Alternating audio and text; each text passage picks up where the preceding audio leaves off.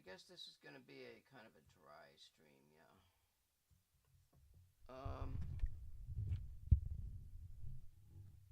Because I'm doing something a little different with my streaming setup. Get rid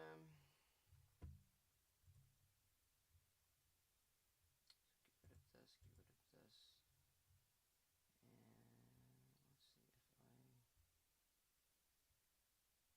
And let's see if let's leave this up.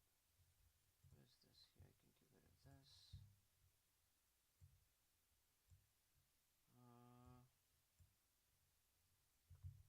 Now, okay, so that seems to be working over here, but we've got to get some audio going on the other computer.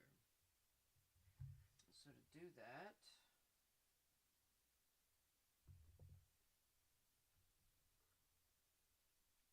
we go like so. Look at this, I can't even get this fucking thing moved up here.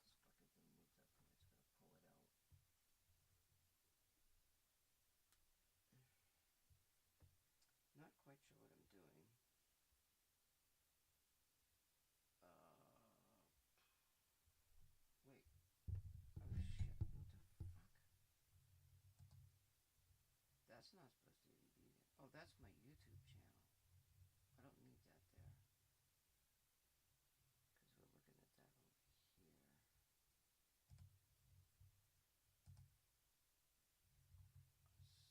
Because we're looking at that over here. Am I streaming over here? No. Yes, I am actually. But, okay, so let's go do this. And let's do this.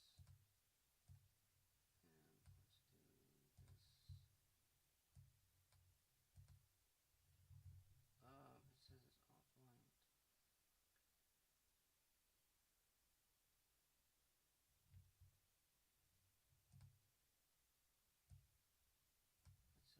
It says I'm offline. What the fuck is going on?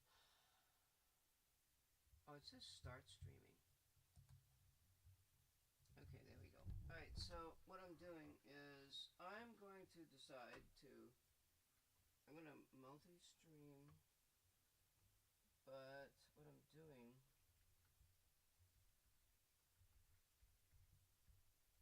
is I'm going to live stream on YouTube, which I'm doing right now. Why is this wrapped up like this? I'm fixing this other camera. So my other camera, the cable is just like, it's like excessively short. And that's my main YouTube, my main Twitch, which is actually working right now, which is good. It's a good thing. But my YouTube Kick channel is not going to be, I don't look too bad. It's kind of like, gives me a wider shot of the whole setup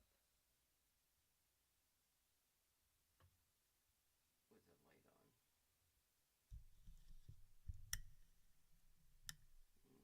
shows me in the picture there, but we don't really want me in the picture. Let's see, we'll take this and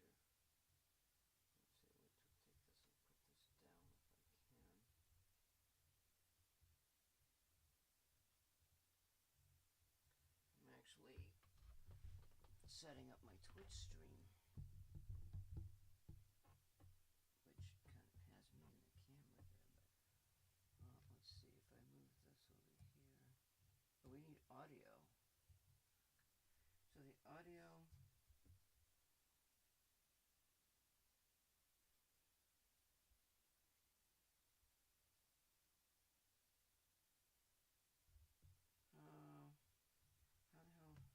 hell, because this, I usually do my music too.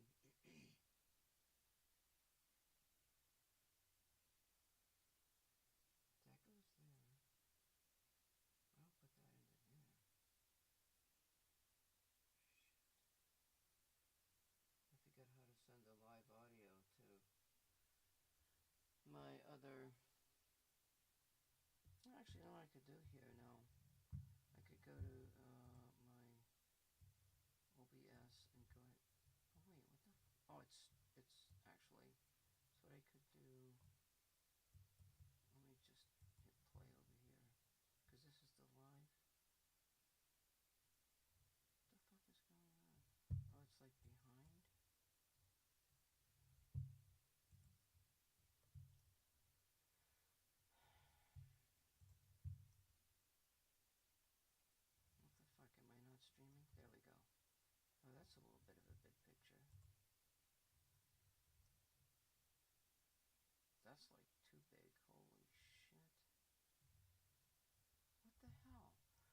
the size different? You know, this YouTube setup, I don't like at all. The screen is too big.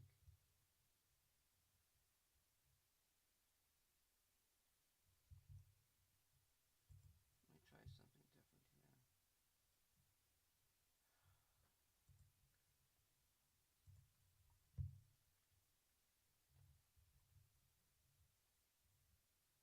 Oh my god, it says I'm not live streaming again.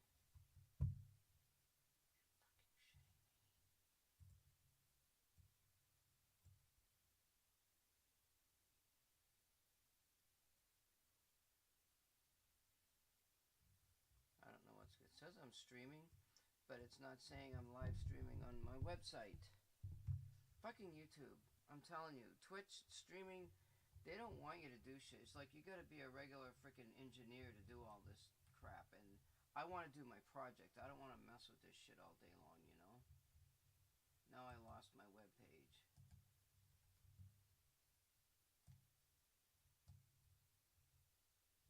Why the hell didn't I save it in the first place?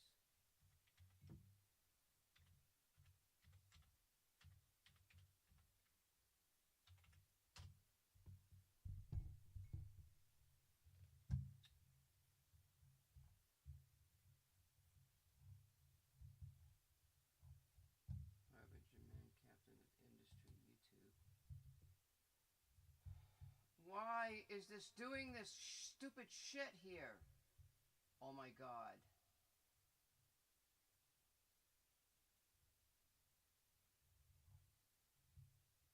I can't. What the fuck? Jesus, just give me fucking YouTube.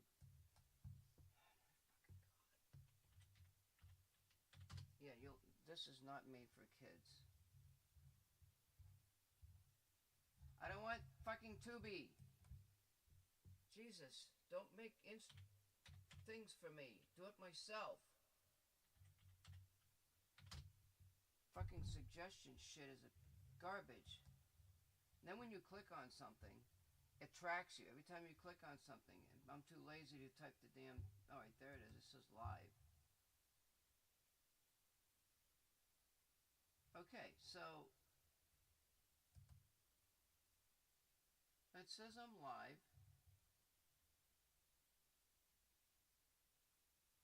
And it's got the whole picture, which is a little bit large. But I suppose that's okay. But the problem... Oh, it says live down here on the bottom. When you're logged in, it's different. It doesn't show, I don't know, things are different or some stupid crap, I don't know. So my chat's over here. That has to stay up.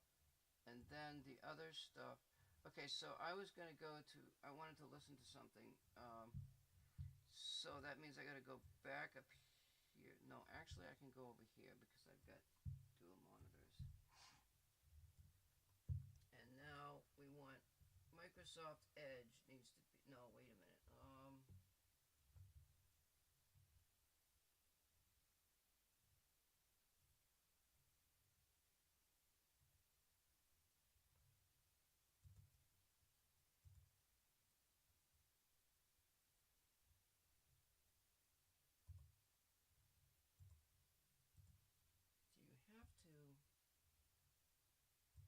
You have to click on this stuff in order for it to show up.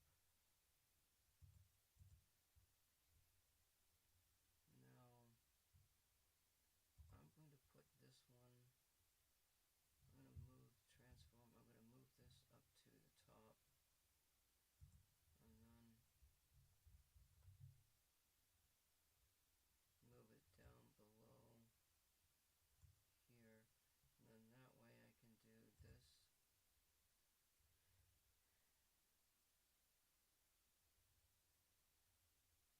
So this is a search page, and oh god, not now.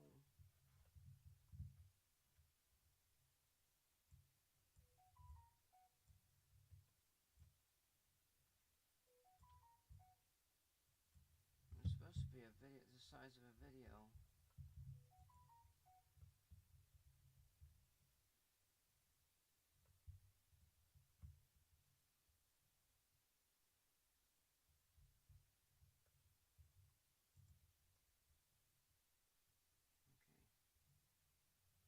They may have to cut it short.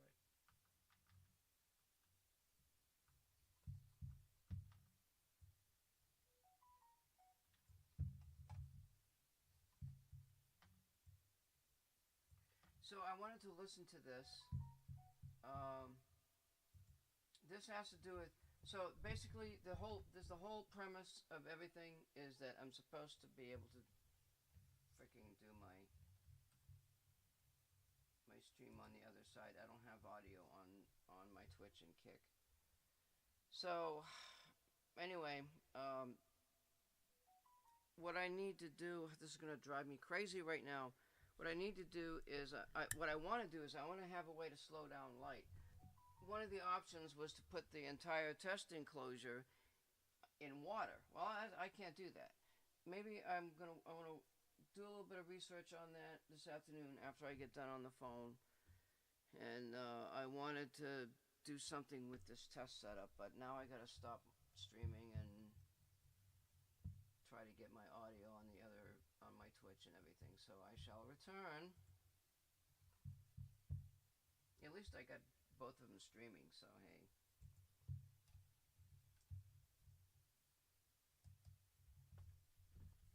Actually, it wasn't even streaming. What does that say?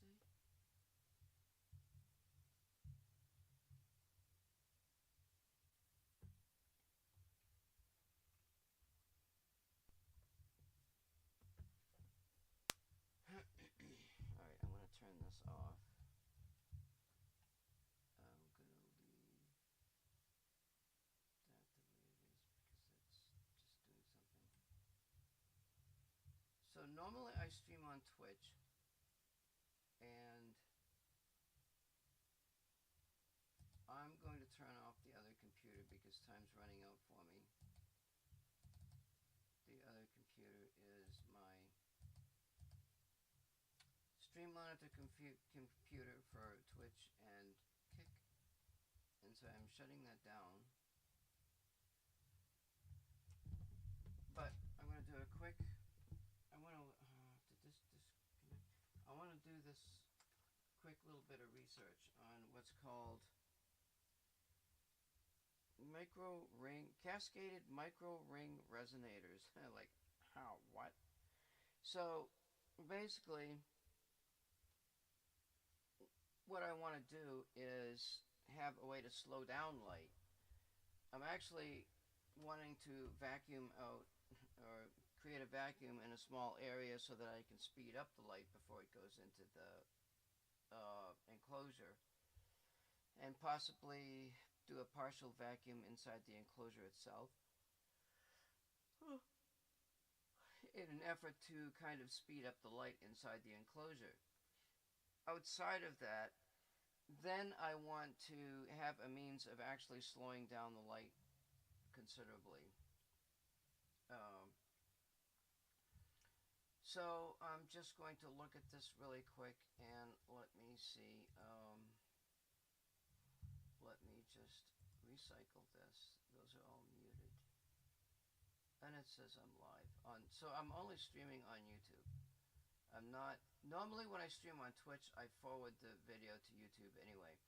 But there's actually going to be different view perspectives of my work between the YouTube videos and the Twitch video. So I know I'm streaming here. I'm going to minimize this. And let's go ahead and listen to this person here. I've been looking at power handling. So in all the passive devices that we discussed, we looked at how do we handle power. So we had coupling of power between two systems, and we also had how to split the power and how to combine the power, and how this splitting and combining could be done in spatial way, right. So you can spatially put the light in one waveguide or the other. You can split it in the ratio that you want. You can do it 1 to 2 splitting, or you can split from 1 to n. So, all those power handling we had looked at. But what can we do to handle wavelength? So, I want to have wavelength selectivity, let us say. So, I want a structure to be very selective to a particular wavelength that I am interested in. So, this could be to realize a filter, for example. So, I have n number of wavelengths and I want to pick up only one wavelength from that. Is it possible to realize in a passive geometry? And the question here is how to achieve that. So, we have looked at this in a different device, but did not emphasis on the wavelength. So, if you remember, we discussed about Mach-Zehnder interferometer. So, in the interferometer, the phase change causes change in the intensity. So, when there is a change in the phase in one of the arms, you looked at. Okay, hang on. He's talking about the interferometer. He's talking about a change of phase in one of the arms. So there's two mirrors. Each mirror consists of one arm. In my setup, I have a calibration beam and a test beam. Where is...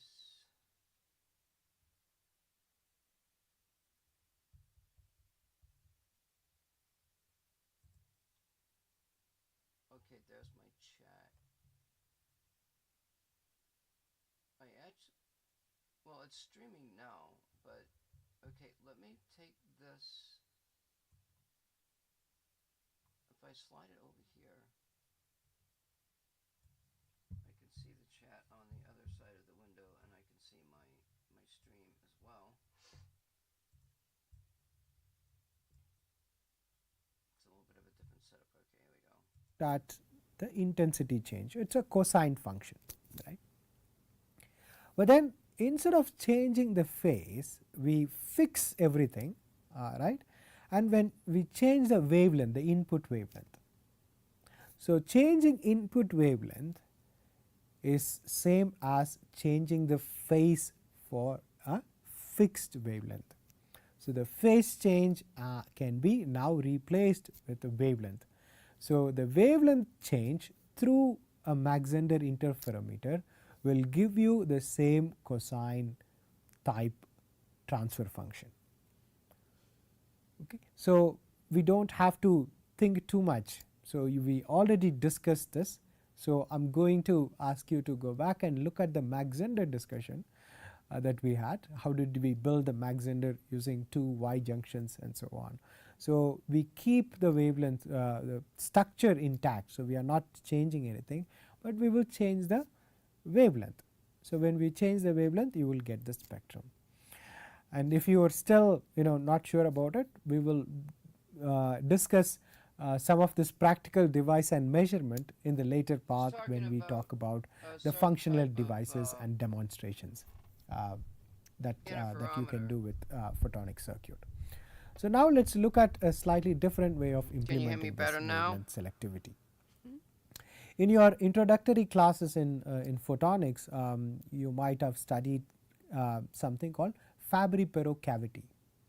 So, Fabry-Perot cavity is a simple cavity where you have two mirrors both the sides, and there is a space between these two mirrors, and the reflectivity of one mirror could be less than the other, right, in order to take the light out, but nonetheless they are mirrors, and the mirror is going to reflect light, and the light is going to bounce back and forth in this cavity.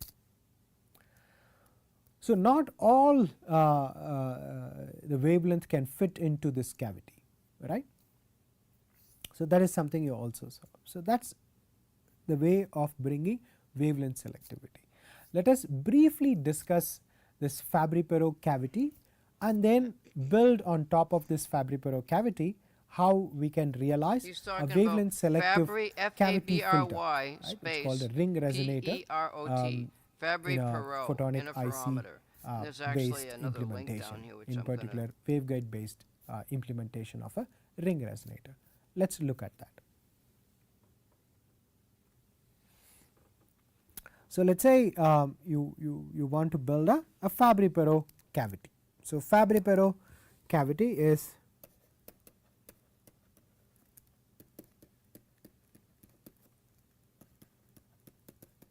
he in paint? basically having a mirror He's in the side Windows and 2. there is a mirror on the other side. So, this is an a engineer, distributed man, drag mirror, at a university. and then he there does is the same thing I do. a cavity of length L, right. So, the light that enters into this cavity will keep bouncing back and forth. Yeah, but we're talking nanometers of wavelength. So, it is going to be bouncing back and forth, creating what we call optical cavity, You want that a you capture standing the light wave, inside. a standing wave for And now light is entering, so it will also go out. standing wave for us will Right. So, what will be the increase transmission? the intensity of the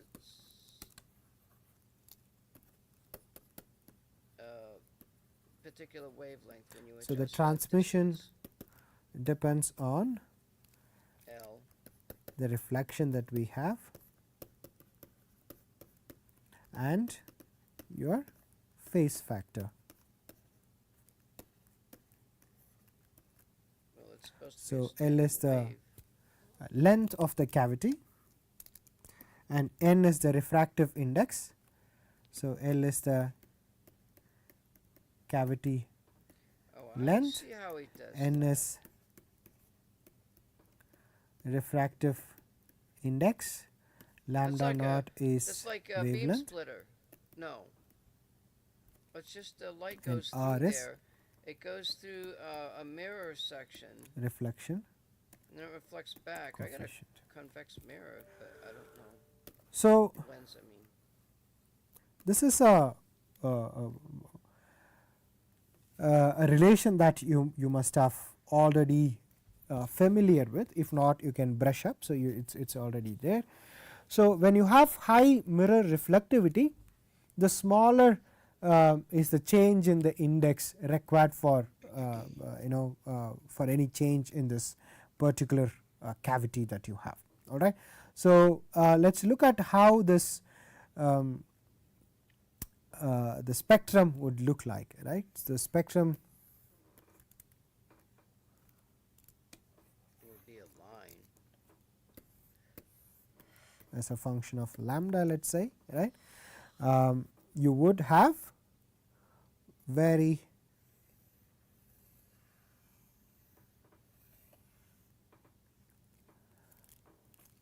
this is wavelength selectivity that we are talking about, a particular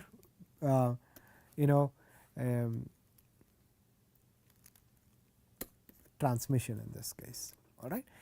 So, now this is for a certain reflectivity R, right. So, this let us say this is R of 0.9.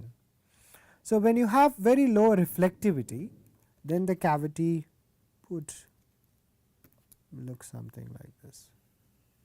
Yeah, it widens out because the bandwidth is wider. This is when R is, let us say 0.5. So the better the reflectivity on and you front can even surface reduce mirrors, it, the better right. the selectivity of your frequency that you're trying to create. Then R 0.2. So if I use a So, when you system- reduce I the could use a system reflectivity, like this. you are going to reduce the contrast that you have between the resonant or the cavity wavelength, we call this as lambda resonant wavelength, to the off resonance or the light that is not captured. Okay. So, another way to look at this the light that is captured inside is by looking at this cavity, right. So, let us say there is a length to this cavity, okay, and you have a certain wavelength of light. Okay. So, I have a certain wavelength of light lambda. Okay. So, it has certain space to fit in. So, now the question is how many wavelengths I can fit into this length L, right. So, which is phase match. So, that means I should be able to fit this wavelength inside this particular cavity, You can right? fit any And wavelength. that is an integral multiple of the, let's say, of the Yeah, it's wavelengths gonna that be I like have, in the right? hundreds And of wavelength in the thousands. medium, basically. Okay. So how many such wavelengths I can fit into this particular lambda. So in this particular medium which has refractive index n. So that is why I am writing it as lambda n, it is not lambda naught. Okay. So the refractive index here is n, right. So based on this we should be able to fit how many lambdas could be sitting in this. So it has to be a whole number, right. So it has to be very close or equal to the length that you have, and that is the reason why you have this 2 pi coming into this picture, right, because it has to be phase matched. So now let us take this whole understanding, right, and then see how we can make a waveguide base cavity, right. So if you can look at this, you have 2 reflectors and a cavity here, right. In principle you can also do this by using waveguide cavity, a simple waveguide, and then you create a grating on the left side and then the right side. What? So now this is the cavity length L, and then you have the reflectors on both the sides. So we looked at this Bragg, right, Bragg reflectors on this side and this side. So you can simply corrugate or create a perturbation where you could have a lot of reflection within the system. So light will go back and forth, and that would create a cavity here. And the same discussion what we saw with Fabry-Perot applies here. But what we could do is something called a ring cavity. This is even more interesting. So instead of making the inline waveguide, what we could do is we can take a waveguide and then make a ring next to it, and this will act as a cavity. All right. So how are we going to couple light in and out? So we had reflectors here, right. So 2 reflectors or 2 mirrors were there, and we were able to launch it through this system because there is a transmission associated with this. But in this case, look at this region, this particular region. This is nothing but a directional coupler.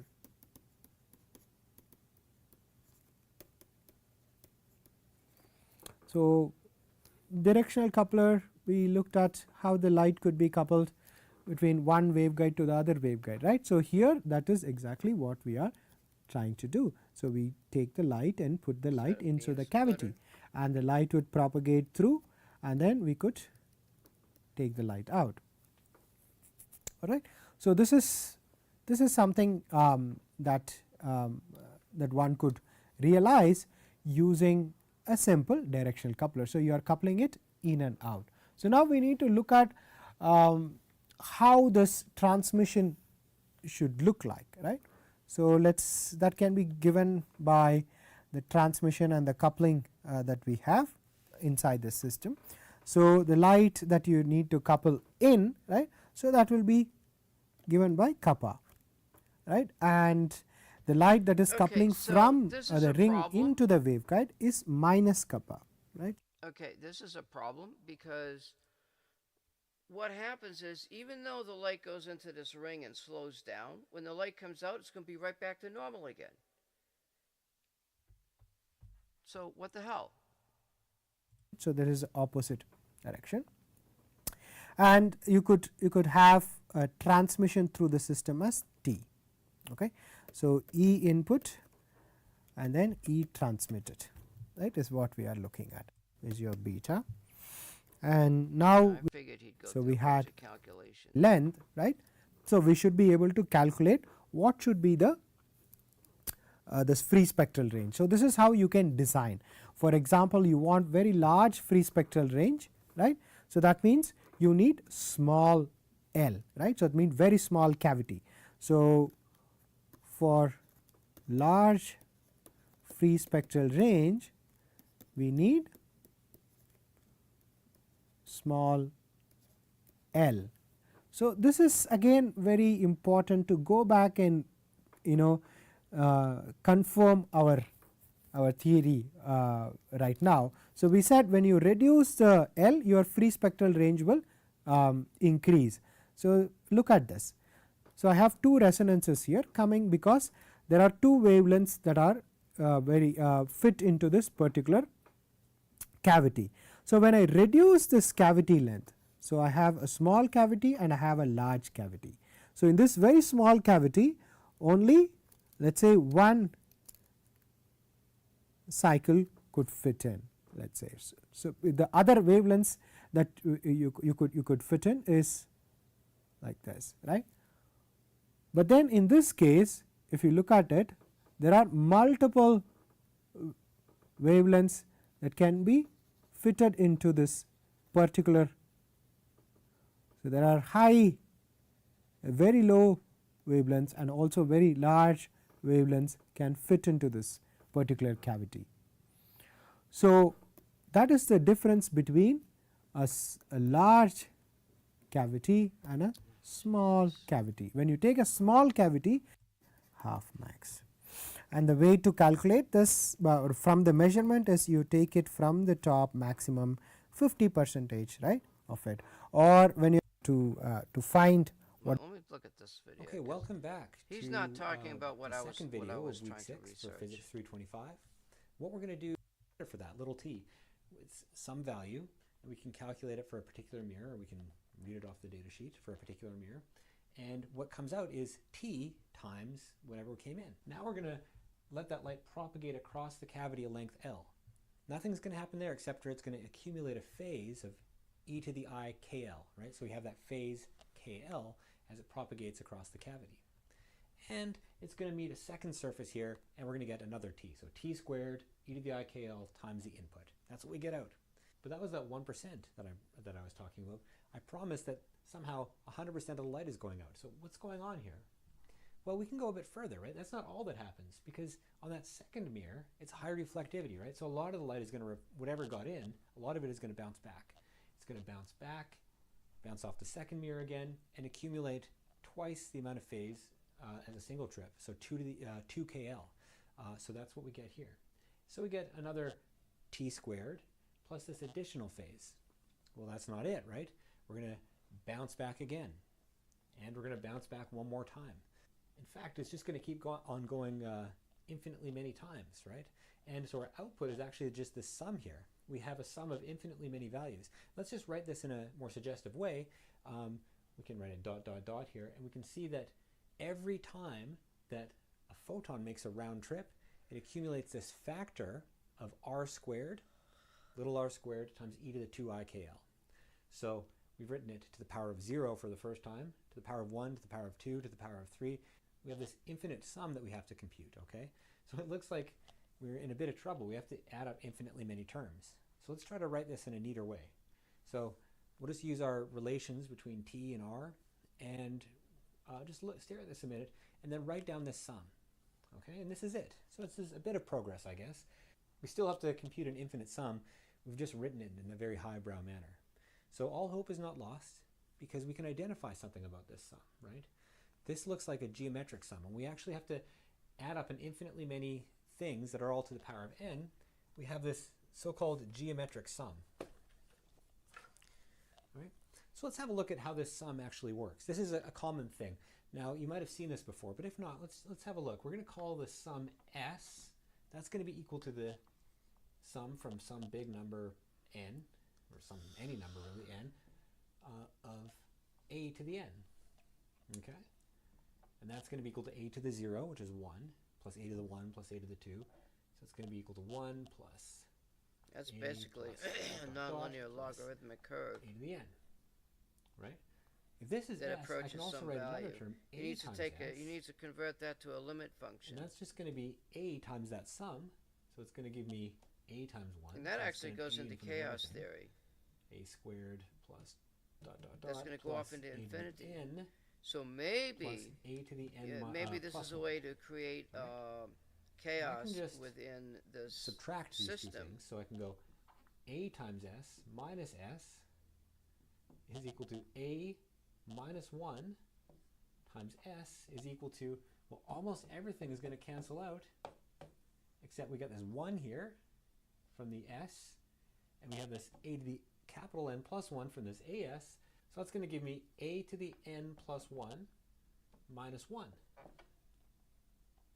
And I can divide through by both sides. And often you say, you just multiply top and bottom by minus 1.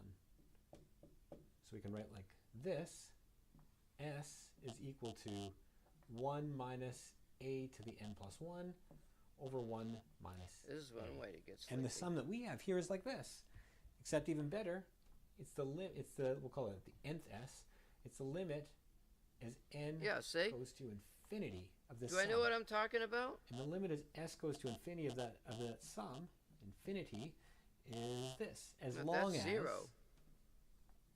a, which in this case is r less than 1, in times some phase, let's call it like that, as long as that's less than 1, in which case it is. So we're gold, right? We actually have this sum that we can compute, and we have a closed form solution for our sum. All right? So that's what we're going to measure out. But remember, when we're looking at things optically, we don't ever see the field. We don't see the field. The field causes these interference fringes, but what we're actually measuring with our eyes or our photodetectors is the intensity. So let's look at the intensity of this term here. Oh, no. Okay, so how do I get the intensity of this term? I just take the magnitude squared, and it's going to be times some constant. So that's what the intensity gives us. I don't care about it. So let's try to understand that. So here told us how closely the apart, and the spacing becomes denser and denser packed in frequency. All right? That's kind of like in the first and the second and the third and the fourth are all the same. Specifically, we can ask what is the difference in frequency between the m plus 1th and the nth mode. And that's just going to be m plus 1 times c over 2l minus m times c over 2l. And it's just going to be a constant, c over 2l. So this spacing is constant in frequency. We just look, we have a comb of transmission peaks that are all spaced by c over 2l. And we call this number the free spectral range. The free spectral range, which is a very important quantity here, we bring the mirrors closer to one another, then the spacing and frequency spreads out. We bring the mirrors further apart, and the spacing becomes denser and denser packed in frequency. All right? That's kind of like a numerical experiment we can do to look at these, to look at what happens with this cavity. Let's make another numerical experiment now. I see moving one that is mirrors. harder to do in practice. Imagine we have a knob and we can tune the reflectivity of our mirrors. So let's have a look at what happens there. Here I am just tuning the reflectivity from about 50% to 95% back and forth. We can see that as the reflectivity goes down, we don't get perfectly close to 0 like we did before, but also the width of those peaks gets wider and wider.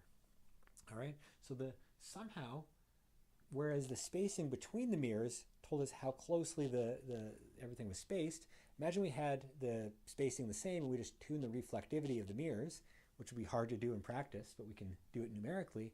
We see that the lines get narrower. The spacing stays the same, but the line widths, the transmission bands, as they're called, get closer and closer or further and further apart. The higher the reflectivity, the narrower those transmission peaks are. So let's try to understand that. So what we're going to do is we're going to zoom in. What we've done here, what I've sketched is we have our peaks, and we're basically just going to zoom in on one of them. We're going to zoom in on a particular peak and try to understand the relation between the reflectivity and that peak. Okay? We're going to use the fact here that, remember, sine is periodic, and whenever you're close to a minimum, we can apply this small angle approximation. So sine of x is approximately equal to x, and it turns out that sine of x plus 2n pi is also going to be approximately equal to x. It's the exact. That's nice. Let's look at this function here. This dude's all Relation about of light going through a fabric. 30 centimeters is 2L, so it's going to be 3 times 10 to the 8 divided by 3 times 10 to the another mirror, and somehow the photons are going to go through with 100% transmission because somehow they know that there's another high reflective mirror there, so they're supposed to go through it. That kind of doesn't make sense. There's a subtlety here that actually leads to a very nice, concise picture. So here's an animation of how this thing, yes, it's weird, but how it actually makes sense. So we're going to send in resonant pulses, and we see that it actually does go through. This is a full-out simulation of light going through a Fabry-Perot cavity. Okay, and we see that when we change the resonant conditions, we change the mirror spacing by 1%, we get perfect reflectivity. Right, it all goes back. But if we look very closely, when the pulse initially comes by, you have to really look closely for this, and when it ends as well, you'll see a small amount of light reflecting back through the cavity. So keep your eye on that. Right? You can see there actually is a little blip that goes back in the front and the tail of that cavity. And this gives us a beautiful picture of what's going on that's actually self-consistent. Okay, so how does a photon know to go through that first mirror? The answer is that it doesn't. You send 100 photons through into the mirror, 99 bounce off and 1 goes through. But you keep sending more and more and more photons. And you can see what we've done is zoomed into the intracavity field here. It turns out we get something we haven't talked about yet, a standing wave. But what we're doing is we're building up the cavity field. As more and more light comes here, more and more light is being dunked into the cavity and kind of getting trapped between those two mirrors as it bounces back and forth and back and forth and back and forth. More light is being pumped in at a slow but steady rate. And on this resonant condition, we get constructive interference inside the cavity. So we have a cavity field which is building up. What we see in the output is merely the transmission coefficient of that last mirror times whatever is inside the cavity. So what's leaking out of the cavity is a small percent of the intracavity field, right? And in the steady state condition where the light's been on the entire time, that amount of transmission happens to be the exact same amount of light that you're sending in. Now there's also light bouncing off the other side, but this is the beauty of it. Because of these pi phase shifts upon reflection, we have a reflected field coming off the cavity, and we have an intracavity field which is leaking out, and they're perfectly destructively interfering. So the reflected field goes to 0 in the steady state. The transmitted field goes to 100% of what you're sending. He's talking about a standing wave. So maybe, see, I'm trying to design I want to design a system on the input. I was just going to do it on the input. A way of coupling the calibration wave with another wave and tuning.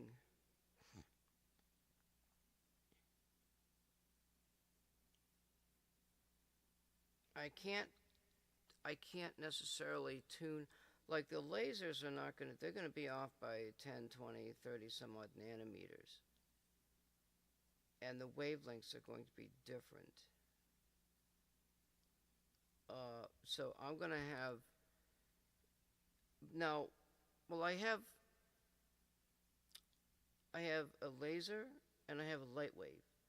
The laser will match up with the frequency of the light wave. So I think, what I'm thinking is you have the light wave going into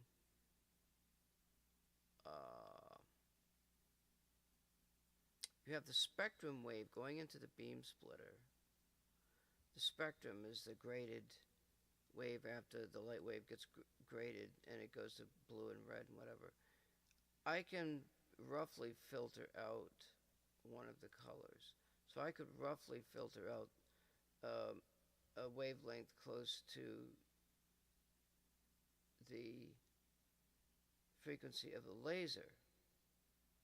But in order, so I would have this Fabry-Perot cavity connected through the graded wavelength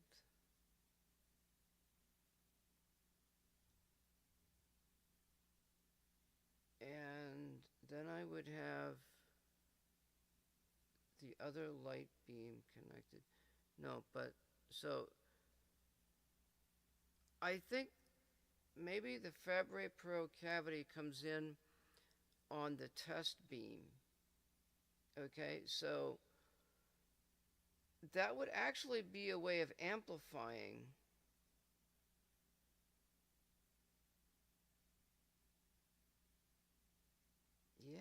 I think that I could use this to tune.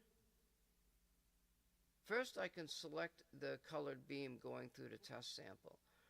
Then when it goes, the colored beam's going to go through the cavity.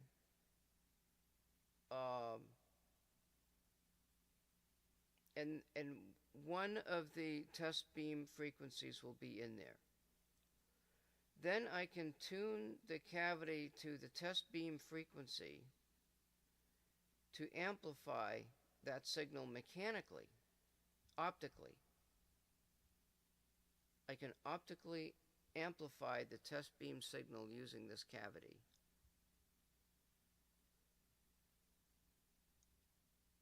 Because I can create a standing wave of the frequency that I want to analyze, but it's not going to be, it's not going to add to the beam of the laser. It's almost like I'd have to, well, the calibration beam is going to go, wait a minute now. The calibration beam is actually one of the colors of the spectrum that I'm using. It doesn't go into the cavity. The other one does.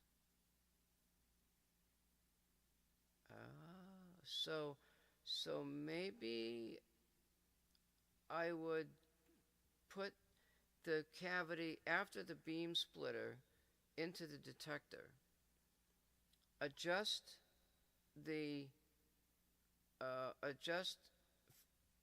coarsely adjust the grating to match the frequency of the test subject,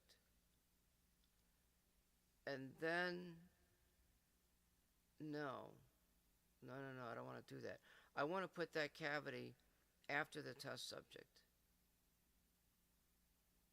and then because the test beam's already going to be very loud and the test field is going to be very low,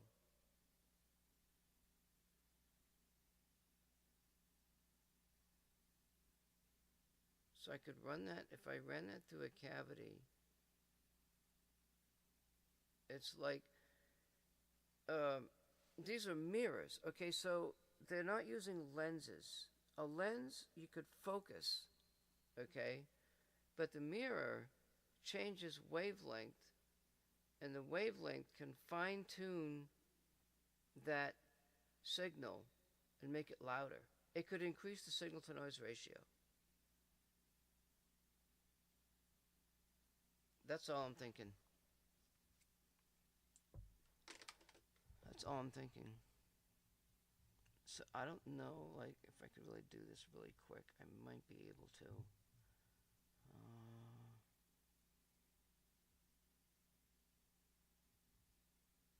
So if I go to my directory, let me see something here. So I'm actually on YouTube instead of Twitch. I want to be doing what I'm supposed to do. So let me go to my, let me find my picture. We'll find L-wave reflectivity. What is this one here?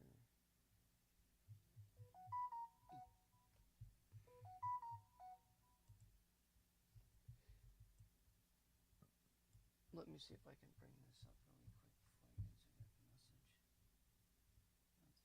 answer that message. This is MS Paint.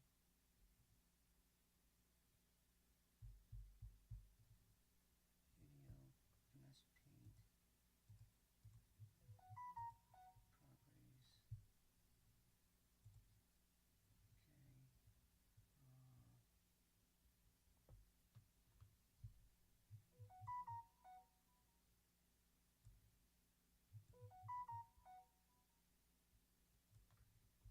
see what the hell all that shit's all about.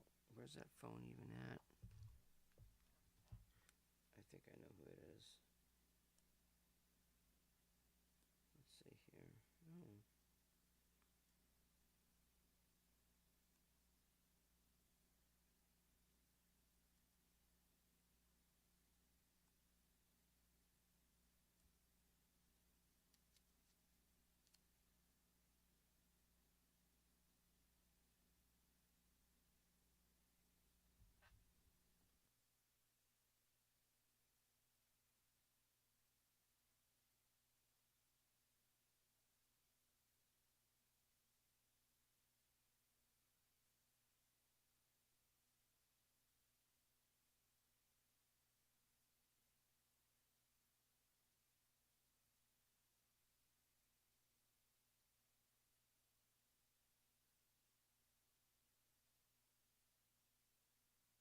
Okay, so let me. I don't know if I can do this really quick.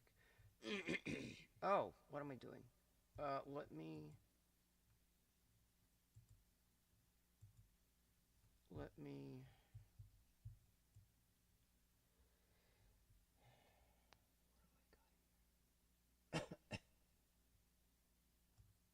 What is this one?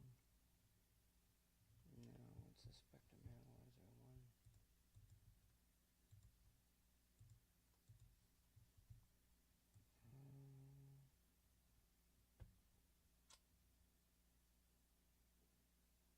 Interference canceling. What is this one here?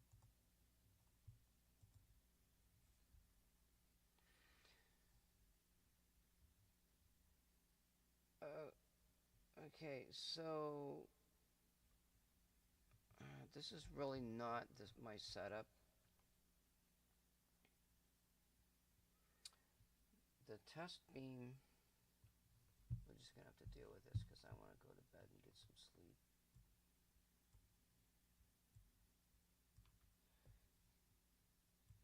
So the test beam in this situation is coming from the left, okay, and the two mirrors are across from each other. This is not correct. I'm gonna redo this. This isn't right. I gotta fix this. I'm gonna use red lines for the mirrors, and so okay, including the beam splitter. Let me think. So the beam splitter's over here.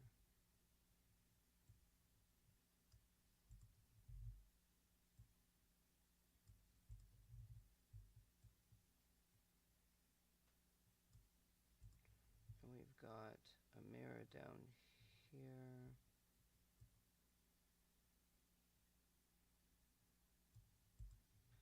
And we've got a mirror over here. It's a little bit larger, but hey.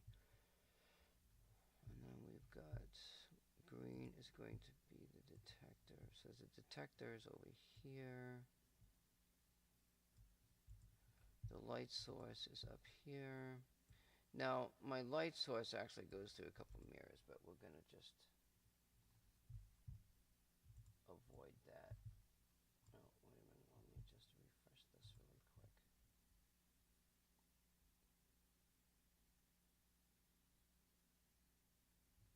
What the fuck? Am I not streaming? Yeah, there we go. That's just slow to coming back.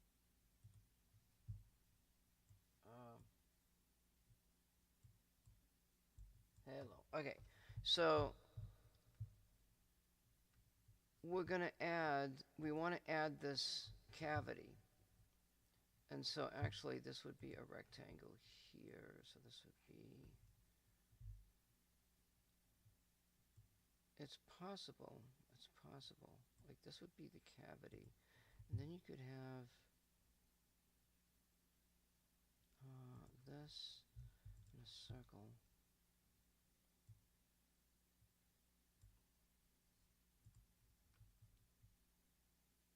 I do that. Well, that could be a pinhole. And And then the lens, there could be a lens. Maybe there could be a lens here, maybe. And blue will make a little box here.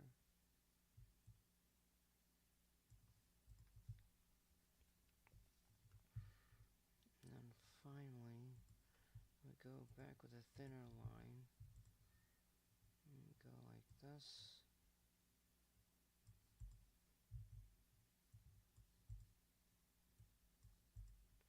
This line comes through here.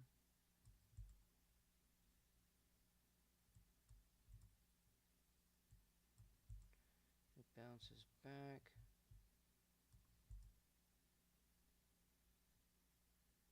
And then goes through here. This is the calibration beam. The other beam, which is actually, it's the same beam, but it goes through here.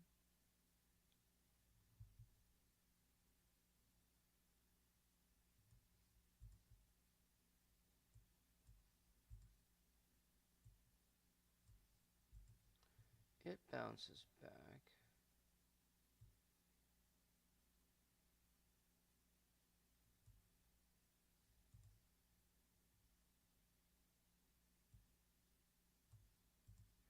And then we could say that has a focal point down into this pinhole.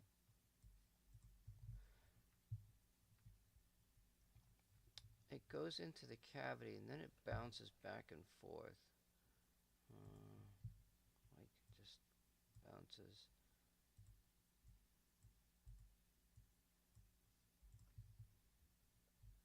And then we could write here L.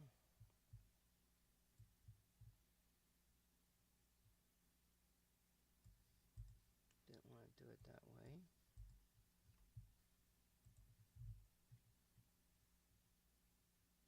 L.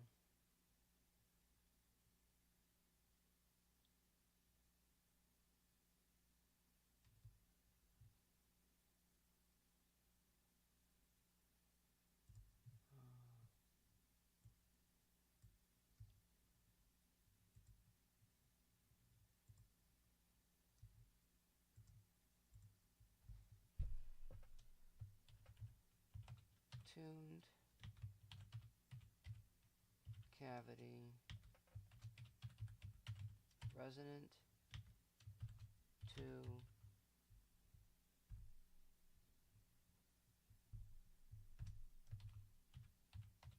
object under. Why am I having a problem with this fucking cable's in the way?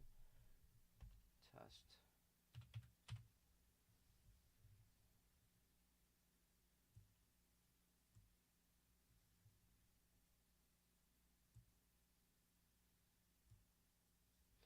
Tune cavity resonant to object under test.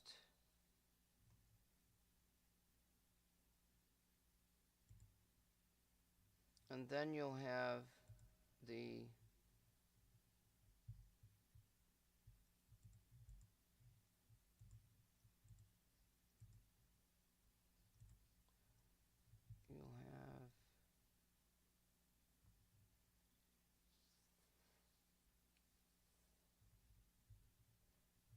yeah, I don't know about that mirror working in two directions.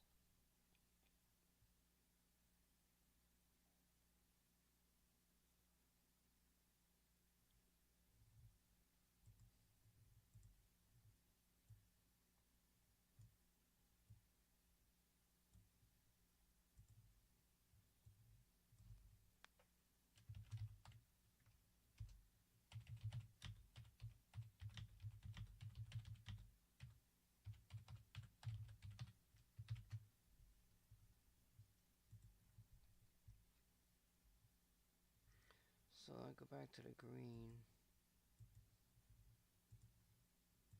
And then you have, so now you've got the green beam is going to bounce back and forth.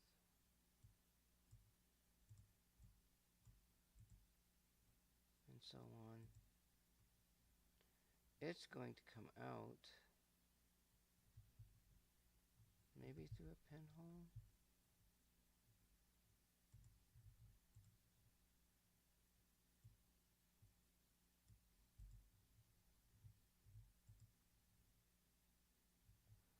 That's green.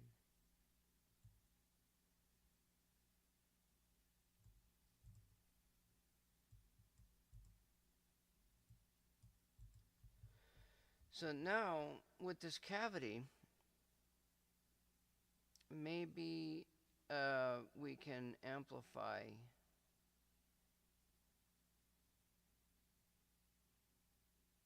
there's only one light going through that.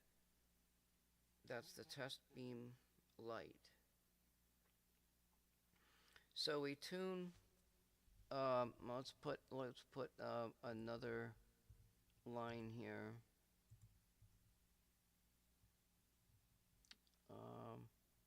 This is actually going to be like this, and then if I go to select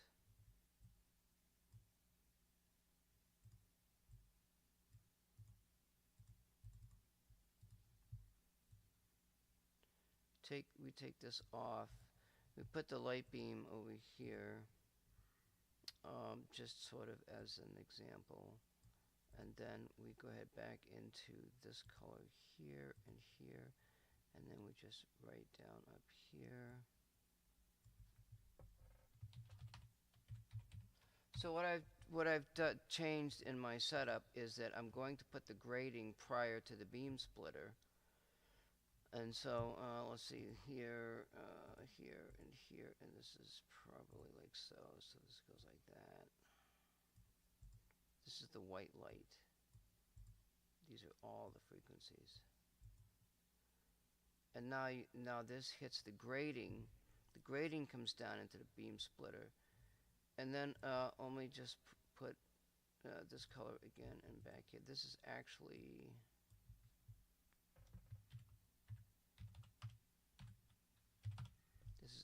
a tunable grading. So what that means is that I can change the position of the grading across the beam splitter and centralize, instead of having all the colors go through here. I could have all the colors go through, or I can select one of the colors. So it's sort of a coarse adjustment, okay? And so the coarse adjustment goes through here. It's going to be vibrating back here at a certain wavelength, but it's going to be a very broad band. So maybe we'll use this one, and we can use a pen, and we can use this color. No, let's make it dark. No, wait, let's use this color and make it, yeah, that color. Okay, so we've got the input selective wavelength is going to look like this. It's going to be broadband.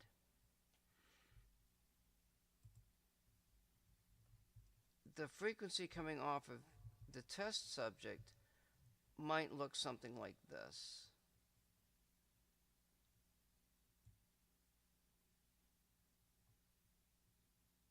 It's going to be a very low intensity. But the good thing is, it's going to be this tunable grading is going to select. It's going to be selective. Now, once I determine what that frequency is coming off the test subject, I could filter it down some more, but the amplitude is low.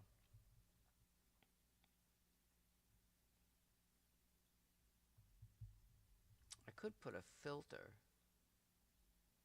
inside the tuned cavity.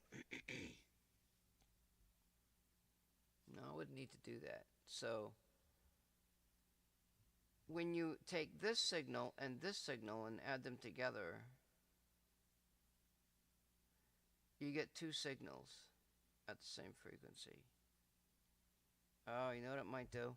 Because in the end, I want to cancel out the main beam.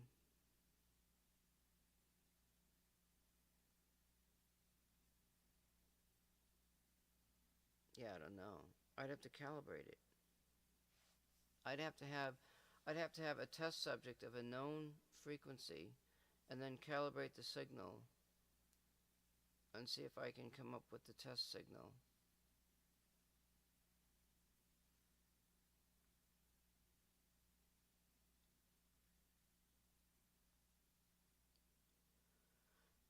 The purpose, okay, so the idea behind this is not actually what you see. This would be the calibration test. So I could say over here, this is we just put this in here, and we'll change this color back to here and say calibration test.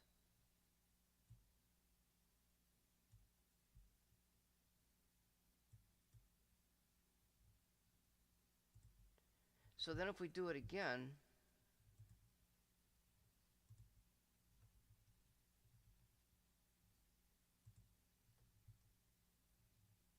we've got this.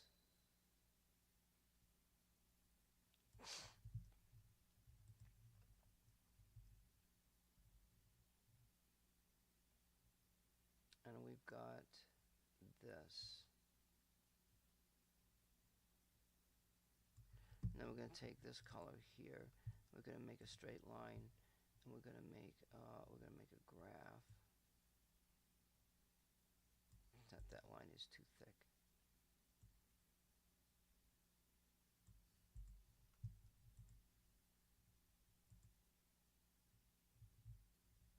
And what we're going to do is we'll change the color again. Let's change it to green. No, let's change it to this light lime color. So the center frequency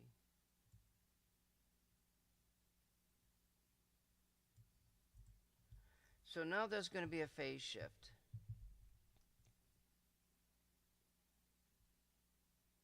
This is what I want.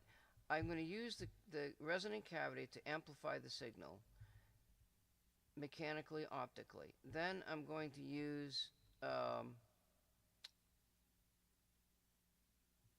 the tunable grating to create a phase shift.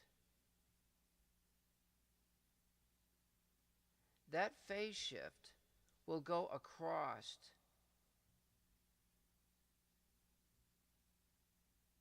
So what I could do is change this color again, go to the line, and then we're going to make a little arrow right here like this. Actually, let's do it up here. That's supposed to be yellow.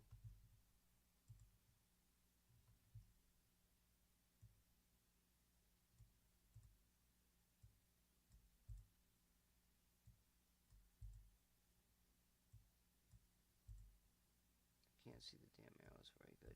All right, this is going to be file. We're going to save this as this is going to be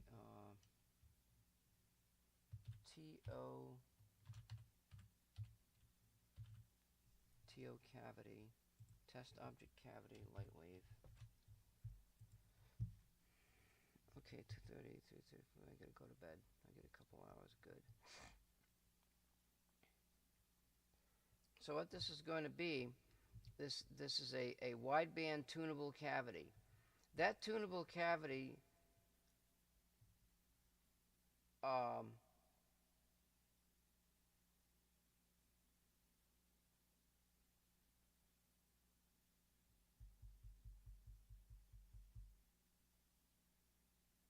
it's going to be different. The cavity is going to be resonant to the test. Tuned cavity resonant to object under test. This is the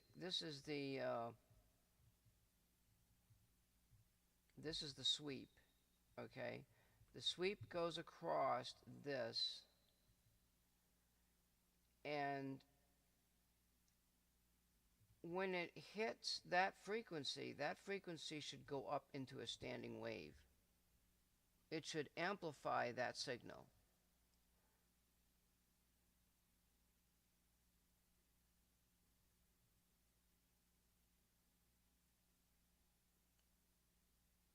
Then we can use the cavity to change the wavelength of the test signal. That I don't know.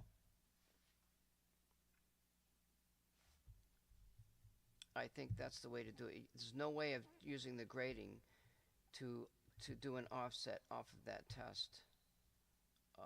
So let's see. I gotta make a thing here. So this is use cavity to tune offset to test object for CW elimination.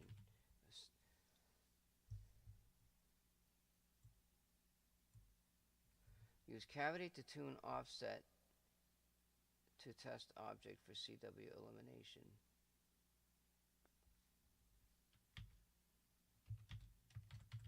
Cannot use grading to get offset. You can't use a grading to get the offset because it's too wide band. I mean, there may be something there, but I don't think it's possible. The other thing is, having those two frequencies in there may create a chaos environment.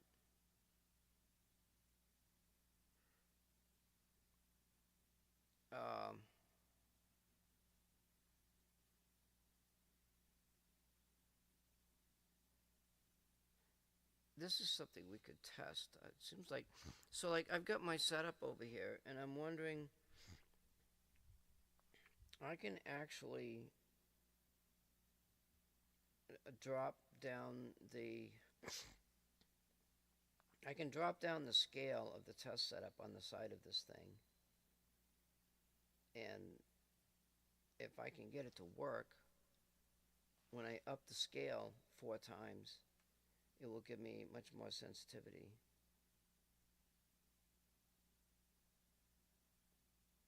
So now we've added the Slaringer setup. I found I'm cleaning a convex lens to act as a reflector and see if that works. And then now we're adding a tuned cavity into the system to see if we can amplify a test signal. I think we got to test this. Okay, that's my live stream for YouTube. But it's not what I was looking for. I was looking for the micro ring modulator setup. And okay, dude's back up there. Let me see if I can.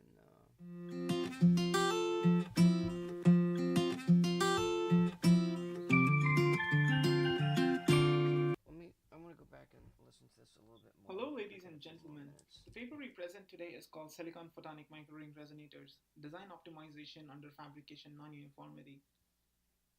To give an overview of what we are going to present, I'll be giving you an introduction of microring resonators, speak about all the parameters involved in silicon photonic microring resonators, talk about design space exploration, and give an optimization of this design. The disadvantages is that it's highly sensitive to fabrication process variations.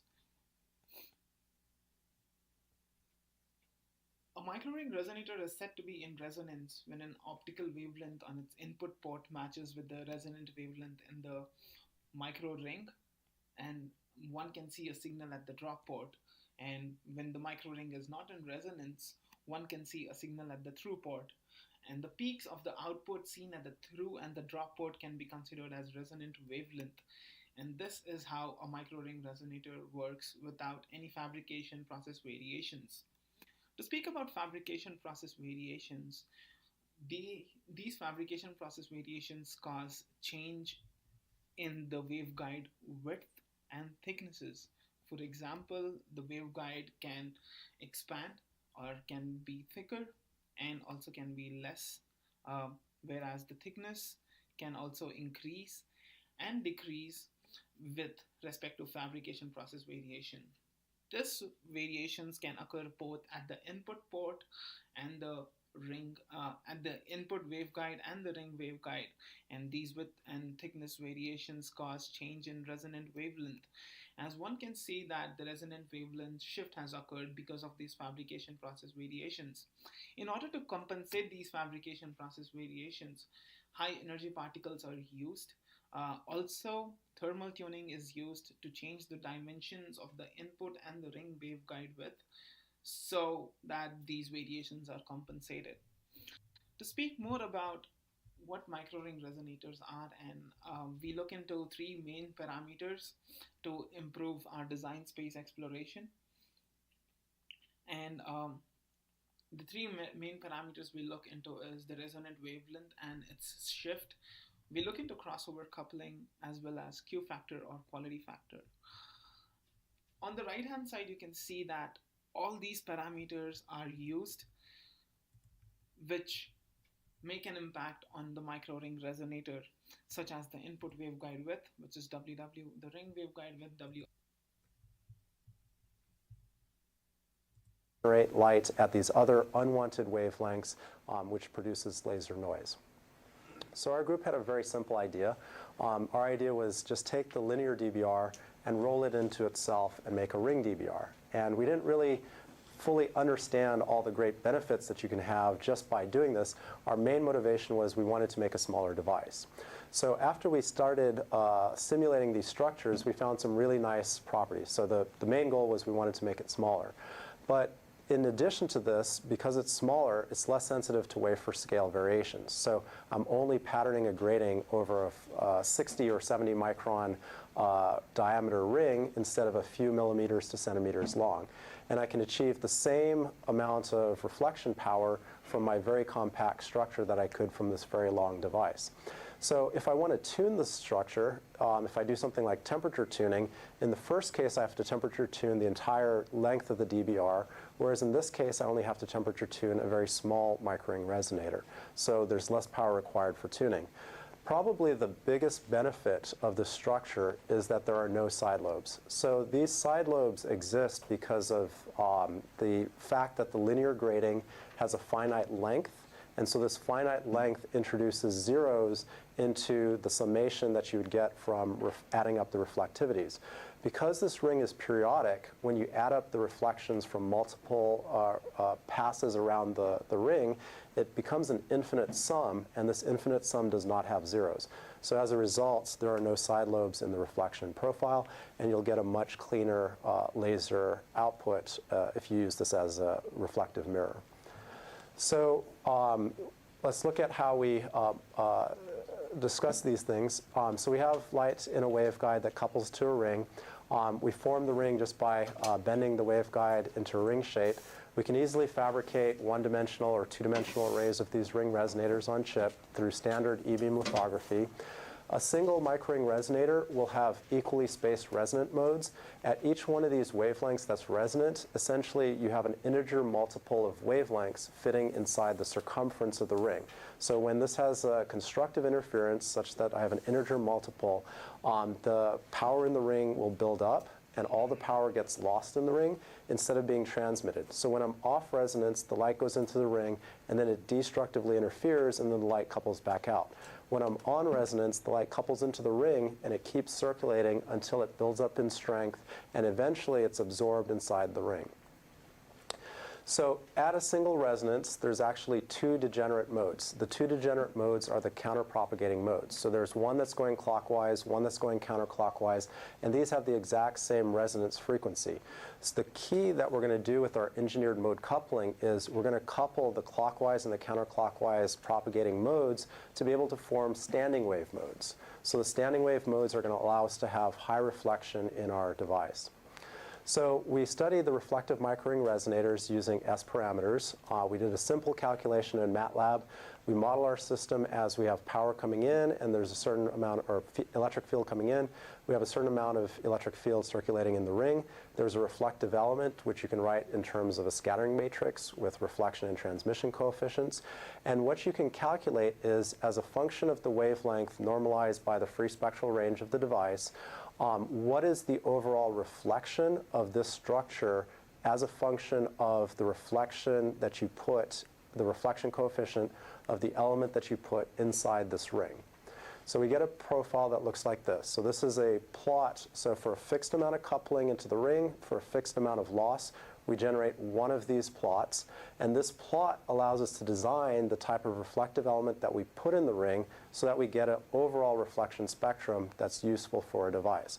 So as an example, if I wanted to design a structure that reflects exactly at this one wavelength and doesn't reflect at any of the other resonances, what I need to do is I need to construct a wavelength-dependent reflector inside the ring that goes through the maximum in this curve here and goes through nulls at all these other resonances.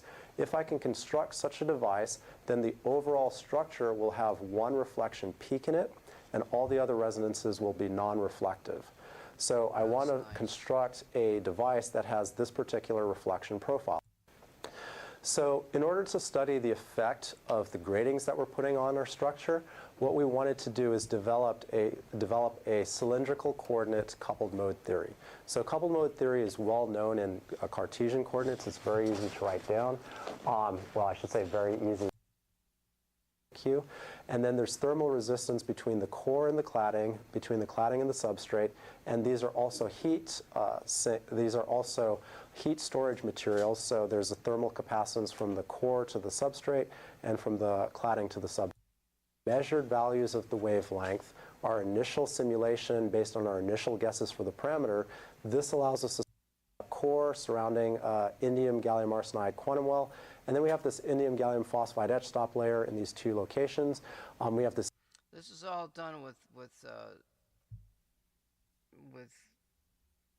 silicon, and these are the light energy goes through this thing. It's not like you see it.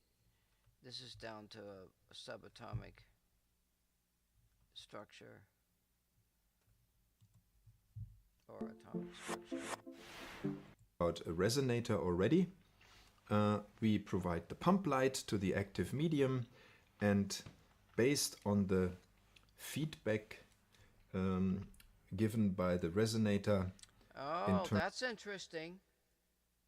They're adding a crystal, so you could actually put the test object inside the resonator.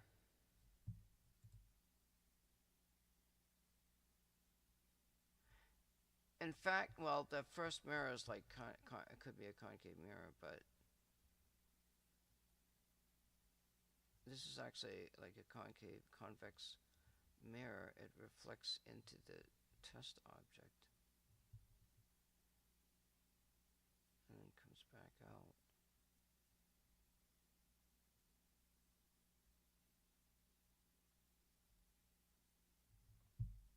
In terms of reflection of the photons, we get as a result the laser beam. The resonator is one of 4 elements which are necessary for a laser. We 1.5 times 10 to the 8 hertz. 0, which is in the right-hand picture. If you, so to say, make a schematic display of a resonator in which you substitute the reflecting mirrors with certain radii by lens and look at, so to say, you unfold the resonator reflection for reflection, reflection by reflection. So then you can see if the reflection reproduces itself in terms of geometry, and so to say the beam stays in the resonator, then we talk about a stable resonator. In the case the resonator is formed such that the resulting beam moves out step by step out of that system, the resonator is called unstable. In this picture here you see further examples of corresponding modes to one be reflected at one, and then this is the full loop. Now if can be thought, and then it reproduces itself after a certain number of passes. And that factor, so that would be a parabola, an x square. If we multiply the x 2, 2, 3, 3, 4, 4, and so on, you can combine all kinds of orders in different directions of the beam. In spherical symmetry, we learned that we use the Gauss-Lagrangian modes. The reason why this point is at the boundary of the stability region, which is this part of the curve, and the non-stability region here. Due to symmetry, we have the same thing in minus areas of G, G1 and G2. This picture again shows now He's talking about at laser, different but wavelengths. in a sense it's kind of the same thing. So it does amplify that signal that's in there. That's weird. So it's like, yeah, getting back to my object, instead of just sending the beam through there, I could put the test object inside the cavity.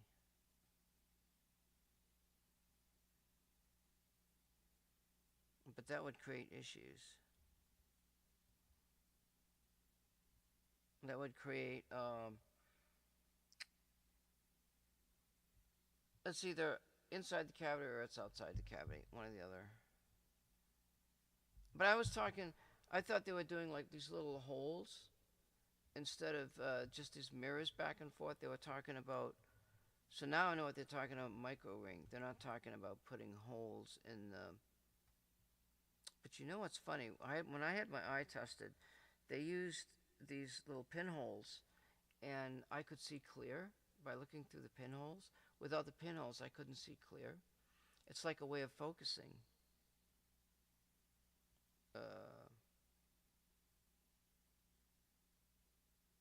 I wonder what would happen if you, instead of just using one pinhole, you put a series of pinholes. Or in this, and since I'm using lines, a series of slits, like infinite number of slits, so it wouldn't matter, they said.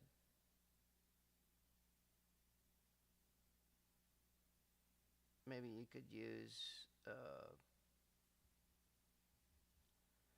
if you put a slit system in the middle,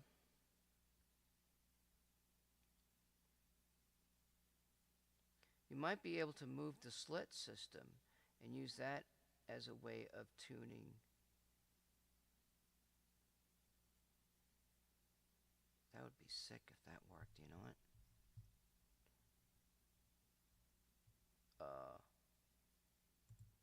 I don't even know why I thought about that, but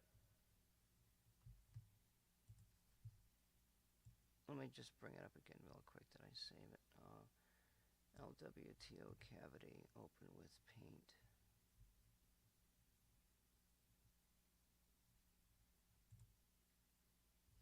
Let me bring up, oh, it's just come up again already. Paint, see, I'm gonna drop YouTube. So, what I'm talking about is if we go with, go with a gray color and make a box. That's not gonna work that way. We'll use the second line.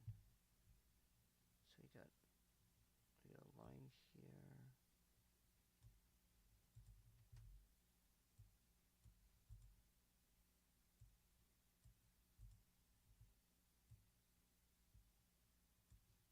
And then we get another box. It's here.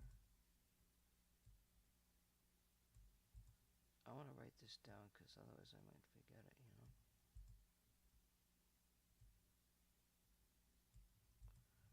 just do, do a line, oops, like so.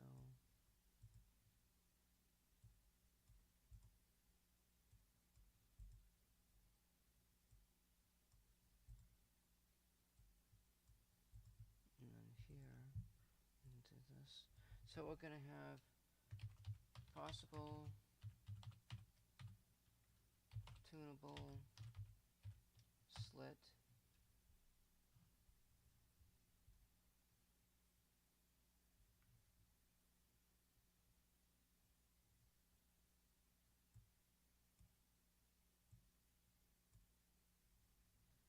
and then make another arrow.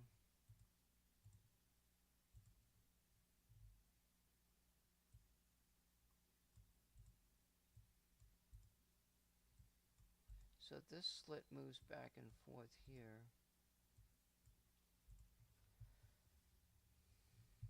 File, save. Now you can have any number of slits and it'll give you the same pattern. But if you move the position of the slit back and forth, it changes something.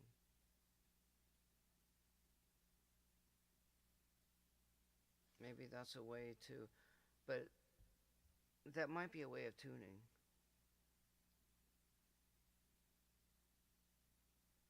This is all stuff I can test right out here before I put my setup together.